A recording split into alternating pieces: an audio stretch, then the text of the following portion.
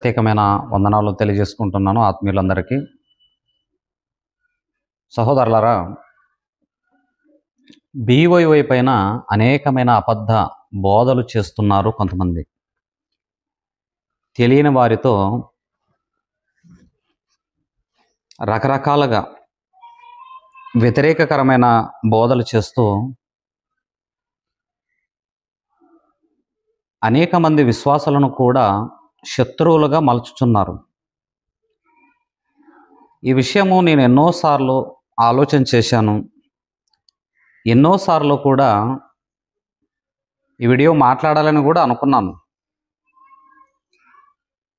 పెద్దలు, దైవజనులు పిడి సుందర్రావు గారు ఎప్పుడూ కూడా యేసుక్రీస్తు దేవుడు కాదు అని ఎప్పుడూ కూడా మాకు ప్రసంగాలు చేయలేదు. బీవైలో ఉన్నవారు కూడా ఎప్పుడు కూడా యేసుక్రీస్తుని దేవునిగా భావించరు అని ఎవరిలో కూడా లేదు, భావించుకోరు కూడా. అలాంటప్పుడు ఒక పెద్ద మనిషి, వృద్ధుడు, తండ్రి స్వభావం కలిగిన వాడు, రంజిత్ పేరు, ఈయన మాట్లాడుతూ పిడి సుందర్రావు అంటే ఎప్పుడైతే యేసుక్రీస్తుని దేవుడు కాదన్నాడో అప్పుడే వాళ్ళ పని అయిపోయింది, వాళ్ళు క్రీస్తు శత్రువులు అని ఏదో తన ఇంటర్వ్యూలో మాట్లాడుతున్నాడు.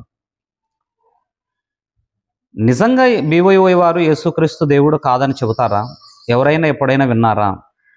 నేను కూడా సుమారు 30 సంవత్సరాల నుంచి Bible open university India international అంటే అభిమానము. అందులోనే నేను బైబిల్ జ్ఞానాన్ని అభ్యసించాను. అయినప్పటికీ కూడా వందల వేల పాఠాలు ఉన్నప్పటికీ కూడా ఎక్కడ కూడా యేసుక్రీస్తుని దేవుడు కాదు అనేటట్లుగా ఇంతవరకింది ఈ 30 ఏళ్ళ అనుభవంలో ఎప్పుడూ కూడా వారు ప్రసంగించినట్టు నేను వినలేదు, చూడలేదు.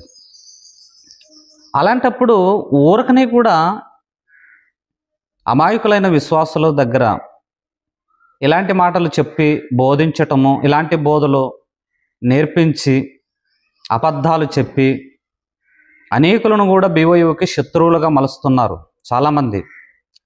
యేసుక్రీస్తు దేవుడు కాదని ఎప్పుడు కూడా బీవైవై వారు అనరు, అలా చెప్పుకోరు కూడా, అలాంటి ప్రసంగాలు చేయరు కూడా. యేసుక్రీస్తు దేవుడు కాదని అంటే ఎవరైనా బీవైవై వారు మాట్లాడడానికి సిద్ధపడతారు. ఒక విషయాన్ని, కొన్ని విషయాలు మీకు చెప్తున్నాను. యోహాను సువార్త 1వ అధ్యాయము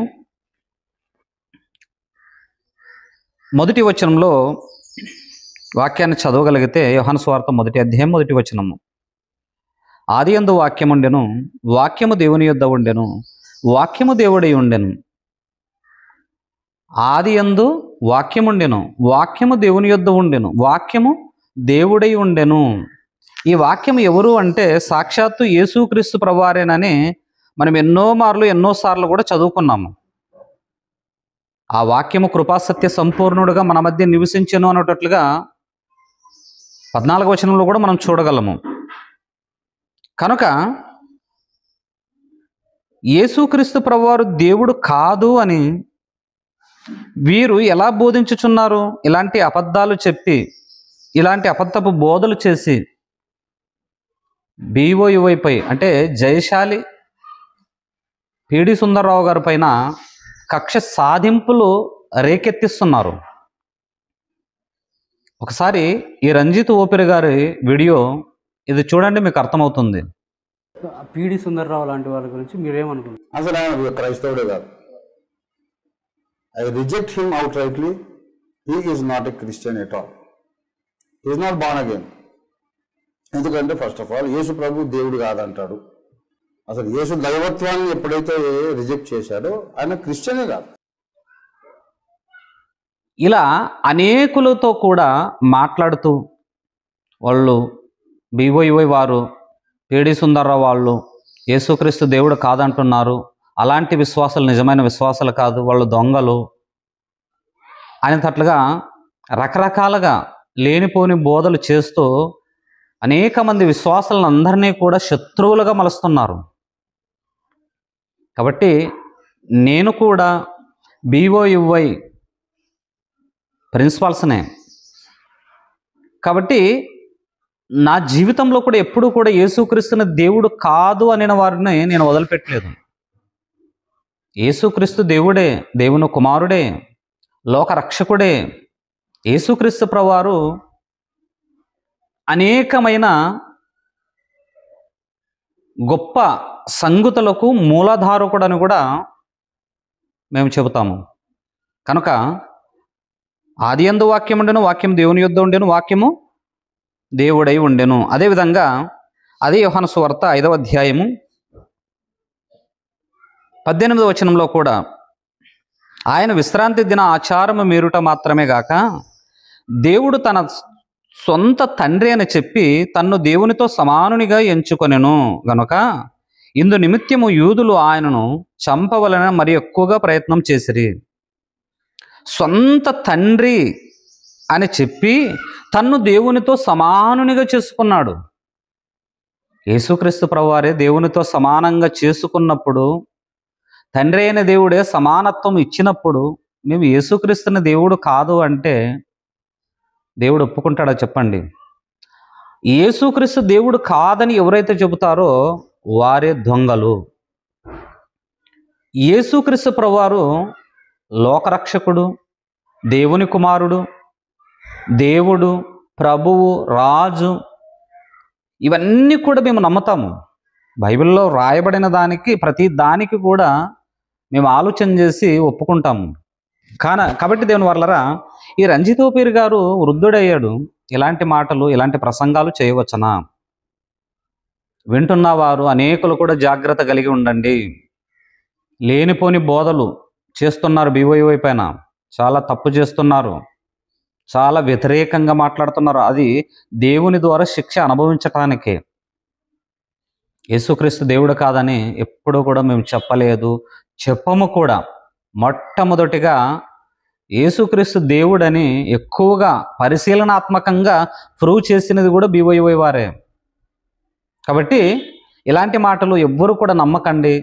ఆల్రెడీ యేసుక్రీస్తు ప్రభువారు దేవుడేనని ఘనంగా గొప్పగా మేము ప్రకటిస్తాము. మరో విషయాన్ని, మరో వ్యక్తి కూడా RTF విలియం ఎడ్వర్డ్ అనే వ్యక్తి కూడా ఆయన చాలా వరకు కూడా ప్రసంగం అయితే వారు మంచిగా సున్నితంగా చేస్తారు, కానీ వీళ్ళు కూడా భయంకరంగా లోపల చేప కింద నీరులా దొంగ బోధలు చేయటానికి ప్రయత్నం చేస్తుంటారు. ఈ ఎడ్వర్డ్ అనే వ్యక్తి, విలియం ఎడ్వర్డ్ అనే వ్యక్తి నిజంగా ఆయన మాట్లాడిన విధానాన్ని కూడా, ఆయన మాట్లాడే తీరును కూడా నేను ఆలోచన చేశాను. యేసుక్రీస్తు దేవుడు కాదంటారు, యేసుక్రీస్తు మనతోటి వాడే, యేసుక్రీస్తు పరిశుద్ధుడైతే మేము పరిశుద్ధులు కాదా, అది ఇది అని BOUY వారు బోధిస్తున్నారు, అది ఇదని ఏదోనండి. మిడిమిడి ఆలోచన కలిగిన వారికి, విశ్వాసులైన వారికి ఇలాంటివన్నీ కూడా మత్తు ఇంజెక్షన్లా ఎక్కిస్తున్నారు. పిడి సుందర్రావు, నేను యేసు ప్రభు కంటే గొప్పండి, యెహోవా ఒక్కడే దేవుడు, ఆయన మా పెద్దన్న, నేను తమ్ముడిని, ఆయన డైరెక్ట్గా అంటాడు ఆయన దేవుడే కాదన్న. అదే యేసుక్రీస్తు దేవుడు కాదు అని ఒక్క వీడియో BOUY వారు మాట్లాడినట్టు ఒక్క వీడియో చూపించగలరా వీరు? వీరి వల్ల అవుతుందా? చూపించలేరు. ఎందుకంటే ఆ బోధను ఎప్పుడూ కూడా BOUY వారు చెయ్యరు.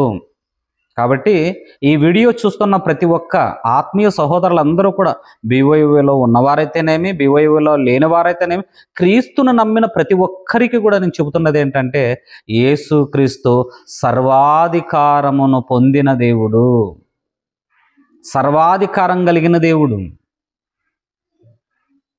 ఇంతకంటే గొప్పగా, ఇంతకంటే గ్రేడుగా ఇంకెవరూ చెప్పలేరు.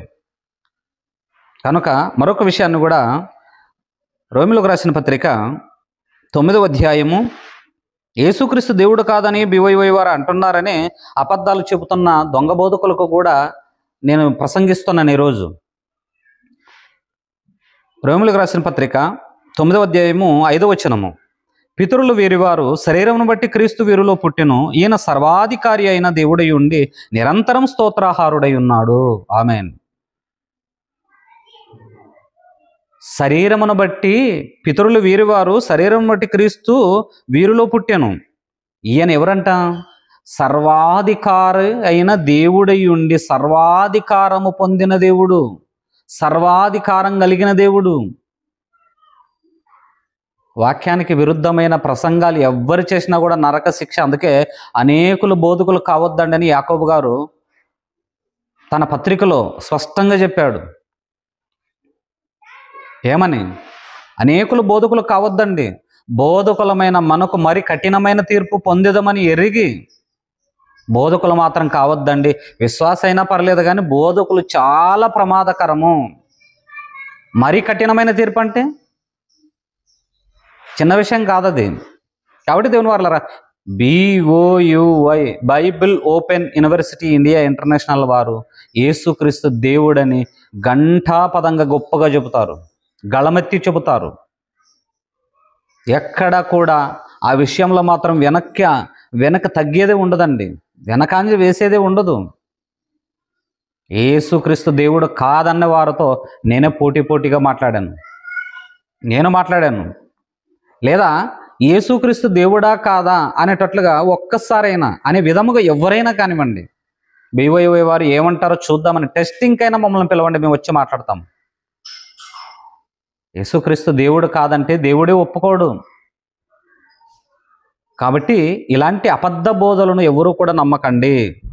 ఈ ఎడ్వర్డ్ అనే వ్యక్తి, RTF విలియం ఎడ్వర్డ్ అనే వ్యక్తి నిజంగా చాలా అబద్ధ బోధ ఈ విషయంలో మాత్రము. ఆయన ఎలాంటి బోధ చేస్తాడో ఏమో కానీ వారు RTF అంటే మాకు గౌరవం ఉంది, RTF అంటే వాళ్ళు చేసే సున్నితమైన వారి యొక్క తగ్గింపు స్వభావం కూడా మేము మెచ్చుకున్నాం. మేము మెచ్చుకుంటే వారికేం కిరీటం రాదు, కానీ మనస్ఫూర్తిగా చెబుతున్నాం.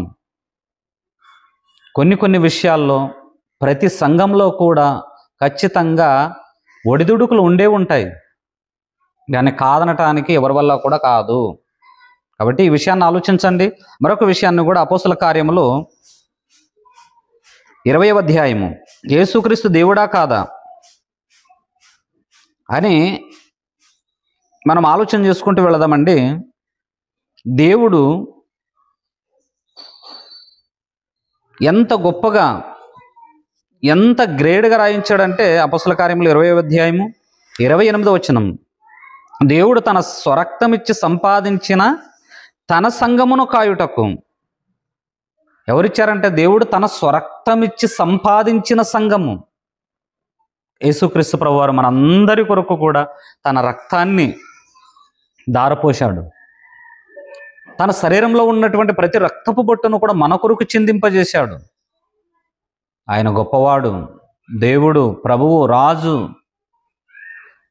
ప్రవక్త.